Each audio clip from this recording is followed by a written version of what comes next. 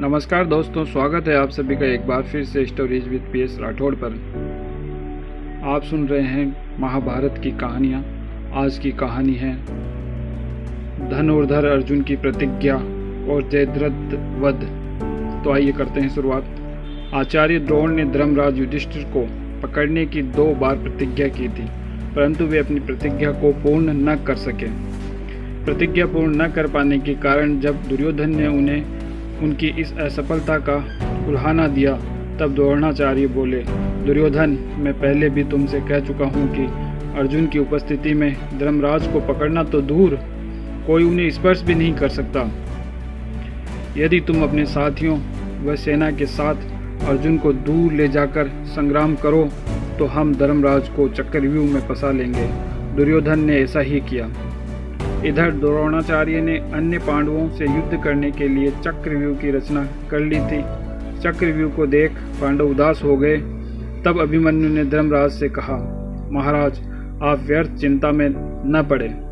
मैं चक्रव्यूह को भेद भीतर प्रवेश करने का मार्ग जानता हूँ। मैंने गर्भ में पिताजी से चक्रव्यूह को भेद भीतर प्रवेश करने की कला सुनी थी, किंतु मुझे चक्रव्यूह को तोड़कर बाहर निकलने की कला का ज्ञान नहीं है। ये सुन पांडवों ने कहा कि हम सभी तुम्हारे पीछे पीछे चक्रव्यूह में प्रवेश करेंगे और तुम्हें बाहर निकाल लाएंगे। तब अभिमन्यु अपनी माता को प्रणाम कर पांडवों के साथ बाण वर्षा करता हुआ चक्रव्यूह के द्वार को भेद भीतर प्रवेश कर गया, किंतु अभिमन्यु के साथ पांडव चक्रव्यूह में प्रवेश नहीं कर सके, क्योंकि जयद्रथ ने पांडवों को चक्रव्यूह में जाने नहीं दिया। अत्यंत पराक्रमी अर्जुन पुत्र वीर अभिमन्यु के महान पराक्रम से सभी महारथी थर्रा उठे। उसके युद्ध कौशल से घबराकर सभी निर्दयी महारथी अकेले अभिमन्यु पर एक साथ टूट पड़े। अंतिम सांस तक अभिमन्यु ने उनसे युद्ध करते हुए वीर गति प्राप्त की। अभिमन्यु वध का समाचार पाते ही धर्मराज विलाप करने लगे। तभी अर्जुन भी वहां पहुंचे। धर्मराज को इस तरह विलाप करते हुए देख अर्जुन ने कारण जानना चाहा।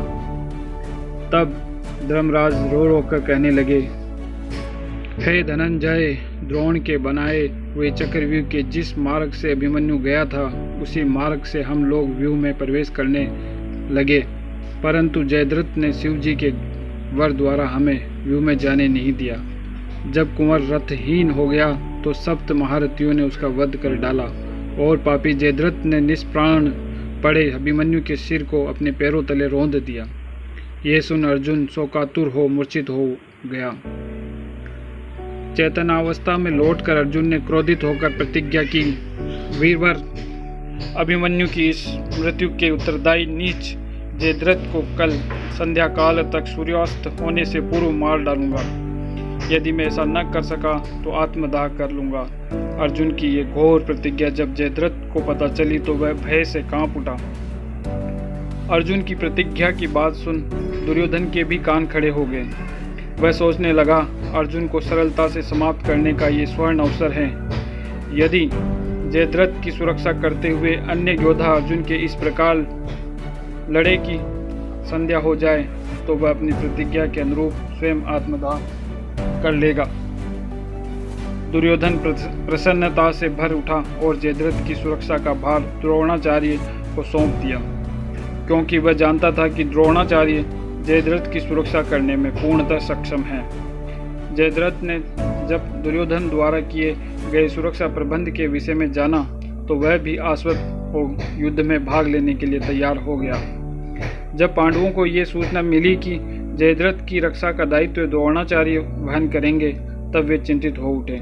वे इस बात से भली भांति परिचित थे कि आचार्य द्रोण को मारे बिना वे जयद्रथ तक नहीं पहुंच सकेंगे और आचार्य द्रोण को मारना कठिन ही नहीं, असंभव था। जयद्रथ को मारने की अर्जुन की प्रतिज्ञा से श्री कृष्ण वैसे ही चिंतित थे। ऊपर से द्रोणाचार्य द्वारा जयद्रथ की रक्षा की बात जान वे कुछ परेशान भी हो गए, किंतु अगले ही क्षण उनके अधरों पर मोहक मुस्कान नृत्य करने लगी। तभी अर्जुन उनके पास आए और बोले, केशव, कौरव महारथियों ने जयद्रथ की सुरक्षा के कड़े प्रबंध किए हैं। यदि मैंने सायंकाल से पूर्व उस दुष्ट का वध नहीं किया तो प्रतिज्ञा के कारण मुझे आत्मदाह करना पड़ेगा। जयद्रथ की मृत्यु जहाँ मेरे लिए जीवनदायी है, वहीं उसका जीवन मेरे लिए काल बन जाएगा। हे प्रभु, अब आप ही मुझे इस चिंता से निकालें। तब श्री कृष्ण मुस्कुराकर बोले, हे पार्थ, तुम्हें तो देवादिदेव महादेव की कृपा प्राप्त है। तुम अवश्य ही जयद्रथ का वध कर अपनी प्रतिज्ञा पूर्ण करोगे। केवल कर्म करो, परिणाम की चिंता में समय व शक्ति नष्ट न करो। श्री कृष्ण की प्रेरणा से अर्जुन आश्वस्त हो गए और युद्ध की तैयारियों में लग गए। जैसे ही युद्ध आरंभ हुआ तो युद्ध भूमि का दृश्य देख अर्जुन विस्मित रह गए। युद्ध भूमि पर आई विरोधी दल की सेना को देख ऐसा आभास हो रहा था कि मानो समस्त कौरव सेना मात्र जयद्रथ की सुरक्षा के लिए ही युद्ध भूमि में आई है। आचार्य द्रोण ने जयद्रथ को अपनी सुरक्षा के घेरे में लेते हुए अभेद व्यूह की रचना की थी। तब जयद्रथ कौरव सेना में सबसे पीछे था। कृपाचार्य, अश्वत्थामा, कर्ण, शल्य व वृषसेन आदि महायोद्धाओं ने उसे चारों ओर से घेर रखा था। जब द्रोणाचार्य व दुर्योधन सबसे आगे भीम व युधिष्ठिर आदि पांडव योद्धाओं से युद्ध करने में संलग्न थे, तब अर्जुन इन सबसे अलग श्री कृष्ण के साथ रथ में सवार होकर जयद्रथ तक पहुंचने का प्रयास करने लगा। अर्जुन को जयद्रथ की तरफ बढ़ता देख उसकी रक्षा करते महारथियों ने जयद्रथ को अपने घेरे में लेते हुए अर्जुन को चारों ओर से घेर लिया तथा वे अर्जुन पर बाणों की वर्षा करने लगे। उस समय सभी का एक ही उद्देश्य था कि किसी भी तरह संध्या हो जाए और अर्जुन अपनी प्रतिज्ञा अनुसार आत्मदाह करने पर विवश हो जाए। अपने इसी उद्देश्य की पूर्ति के लिए वे इसी प्रयास में थे कि अर्जुन को अपने आक्रमण से इतना अवसर न दिया जाए कि वह जयद्रथ की झलक भी पा सके। जब अर्जुन ने स्वयं को चहुं ओर से कौरव सेना के महारथियों से घिरा पाया तो एकाएक हंस पड़े। तब अर्जुन ने अपने बाणों का ऐसा युद्ध कौशल दिखाया कि सभी योद्धा दांतों तले उंगली दबा उठे।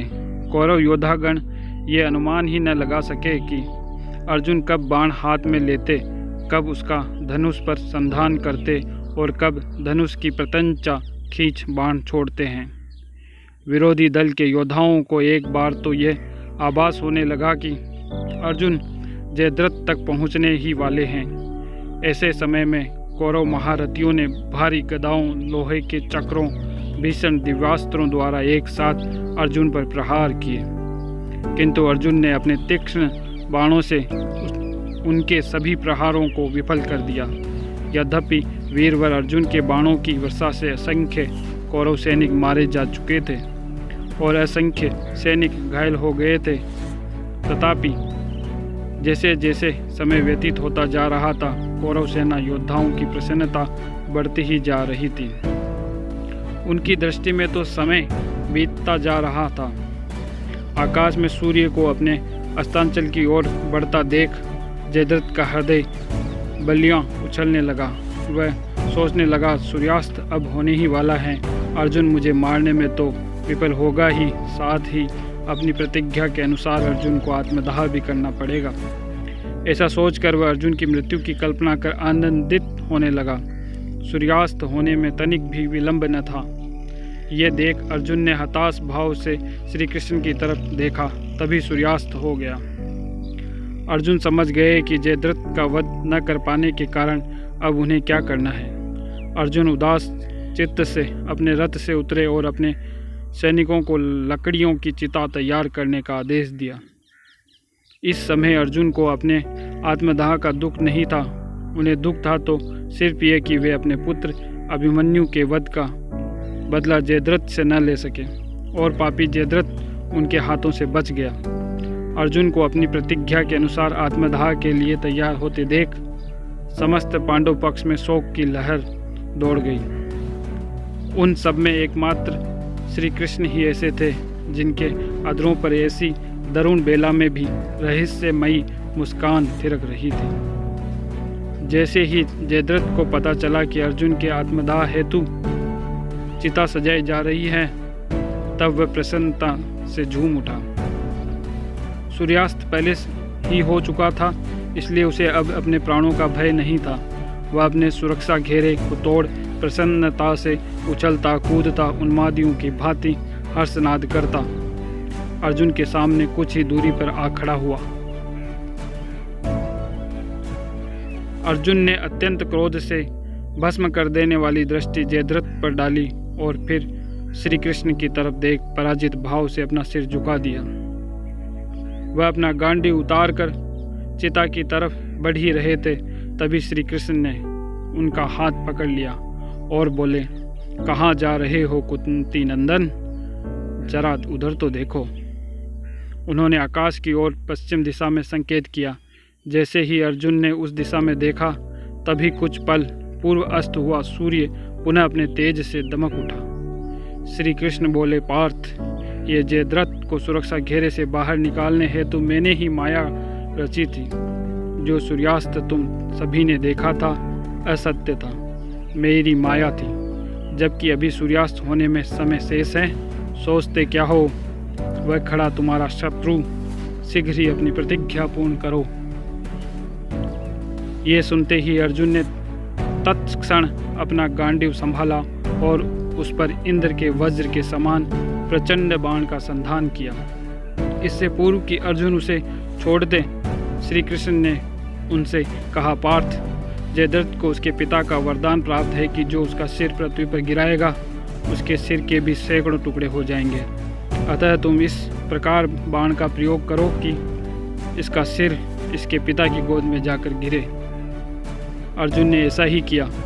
सूर्यास्त होने के बाद पुनः सूर्योदय की माया को अभी जयद्रथ समझ भी न पाया था कि अर्जुन ने उसके सिर को लक्ष्य बनाकर बाण छोड़ दिया।